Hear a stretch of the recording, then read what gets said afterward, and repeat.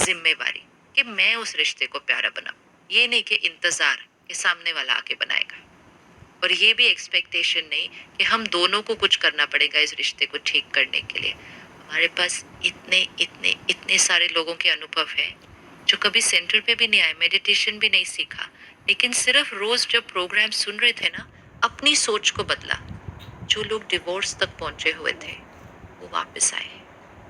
कोई मैजिक नहीं है इसमें, उन्होंने अपने ऊपर मेहनत की है, अपना जीवन जीने का तरीका सोच और नजरिए से बदला है। रिश्ता बदल जाएगा।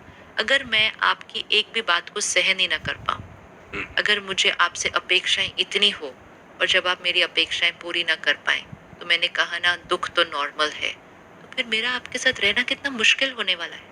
क्योंकि मैंने अपना ध्यान नहीं रखा तो मेरी अपेक्षाएं, एक्सपेक्टेशंस इतनी बढ़ गई। Relationship is about accepting people. Relationship is not about expecting people to be my way. That's the one reason which is creating conflict. तो spiritual power क्या करती है? आपकी आत्मिक शक्ति को बढ़ाती है. Means you are happy. अगर आप happy होंगे तो आप मुझे accept कर पाएंगे. अगर आप happy ही नहीं तो आप expect करेंगे कि मैं बिल्कुल आपके अनुसार हूँ. वो होने वाला नहीं.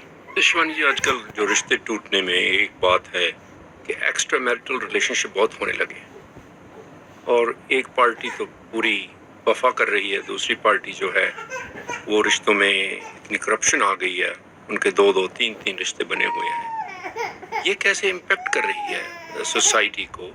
आप उन लोगों को क्या कहना चाहें?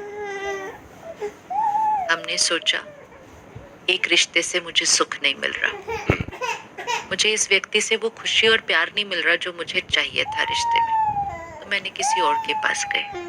It's like a job, you know.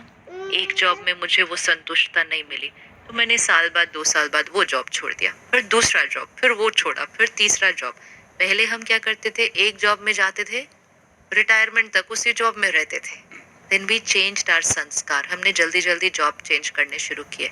Same with रिश्ते. पहले हम एक रिश्ते में जुड़ते थे और हमें कहा जाता था अर्थी अब इसी घर से उठेगी, तो रिश्ता ना कभी टूटता था और एक्स्ट्रा मैरिटल अफेयर का तो कोई क्वेश्चन ही नहीं था.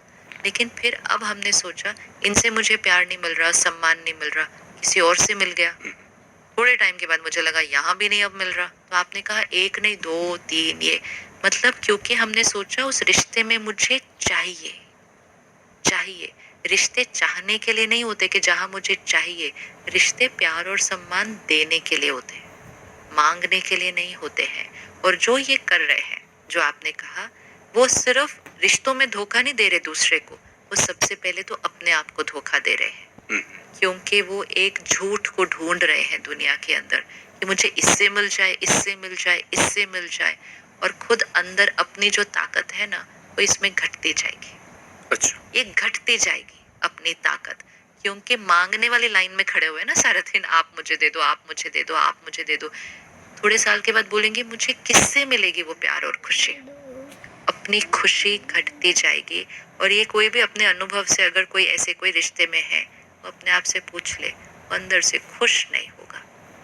रिश्ते में, रिश्ते is not about physical needs, रिश्ते इज अबाउट इमोशनल कंफर्ट. मैंने देखा कई लोग एक रिश्ता तोड़ देते हैं जहाँ से उन्हें प्यार नहीं मिलता, जो एक्सपेक्टेशन थी वो नहीं मिली, दूसरे रिश्ते कामयाब भी हो जाते हैं. If it's a divorce you're saying, that's a different thing. जहाँ आपने separate हुए, we're talking about, you said extramarital affair. That's a different thing. आप एक constantly fear में भी हैं, हमेशा तो डर बना रहने वाला है आपको, होता ही है. डाउट की एनर्जी भी आपको सामने से मिल रही है. You are surrounded by negative energies, fear, doubt, anxiety, managing.